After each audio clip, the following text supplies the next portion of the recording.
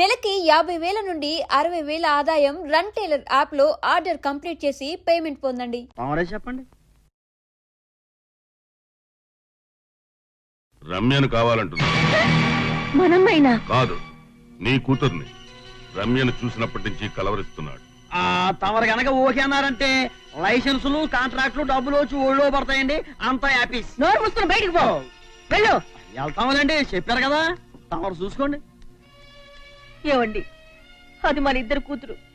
అంత మాట అనటానికి మీకు మనసులో ఒప్పిందండి. ఏ బాధగా ఉందా?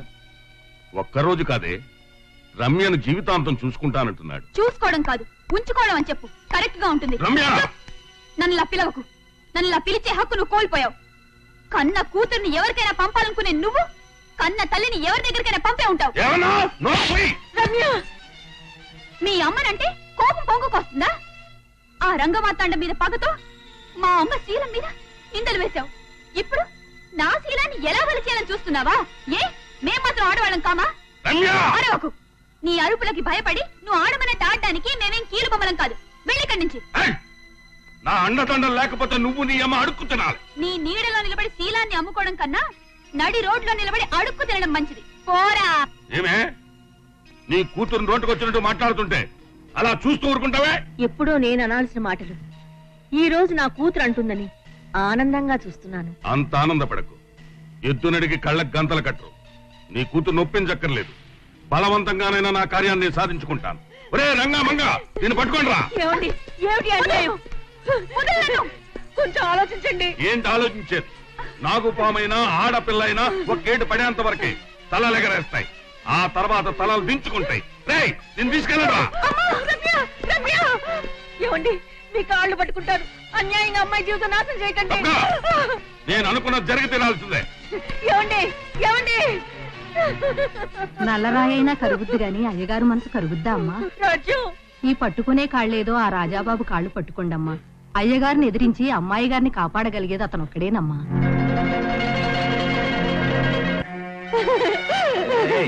ఏమిటిది? బాబు, నా కూతుర్ని నువ్వే కాపాడాలి. దానికన్నా తండ్రి భానుప్రసాద్ దాని జీవితాన్ని నాశనం చేయాలని చూస్తున్నాడు. శభాష్, కంచే చేను మేస్తోందన్నమాట. అదే భానుప్రసాద్ తో కలిసి నువ్వు ఈ కుటుంబాన్ని బజారు పాలు చేశావు. అది గుర్తుందా? ఆవిడెవరో తెలుసా? నువ్వు దొంగ సాక్ష్యం చెప్పి ఈ ఊరు నుంచి తరిమి కొట్టించిన రఘురామయ్య గారి భార్య. ఆ రోజు నవ్వుతూ చేశావు, ఈ రోజు ఏడుస్తూ అనుభవించు. ఆ రోజు నేను చేసిన తప్పుకి నేను బాధపడని. నువ్వు బాధపడినంత మాత్రాన వీళ్లు పడ్డ కష్టాలు మాసిపోతాయా? నీ నీడ కూడా ఇంటి మీద పట్టడానికి వీల్లేదు. వెళ్ళిపో. అమ్మా, మీ పసుపు కుంకాలు చెరిపేసిన పాపిష్టి దాన్ని. నా సాక్ష్యం వల్ల మీ వారికి తలంపులు వస్తాయి అనుకున్నానే గాని మీ జీవితం తల్లకిందులు అవుతుంది అనుకోలేదమ్మా. నన్ను క్షమించండి. మీరైనా నా కూతుర్ని కాపాడమని చెప్పండి అమ్మా, చెప్పండి అమ్మా. బాబు, వెళ్ళి ఆ అమ్మాయిని రక్షించు. కూతుర్ని పోగొట్టుకుని నేనే కుమిలిపోతున్నాను. శత్రువులు కూడా ఆ దుఃఖం వద్దు. వెళ్ళు బాబు, వెళ్ళి అమ్మాయిని కాపాడు.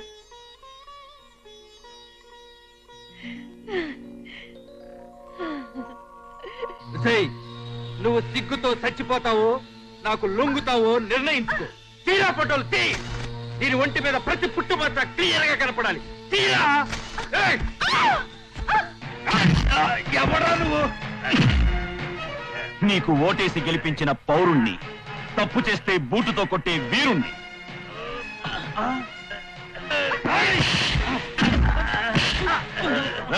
తీరా ఫోటో. ఇదే ఫోజులో ఫోటో తీ. అన్ని సైజుల్లో పోస్టర్లు వేయించి గోడల మీద అంటించండి. తీరా ఫోటో తీ.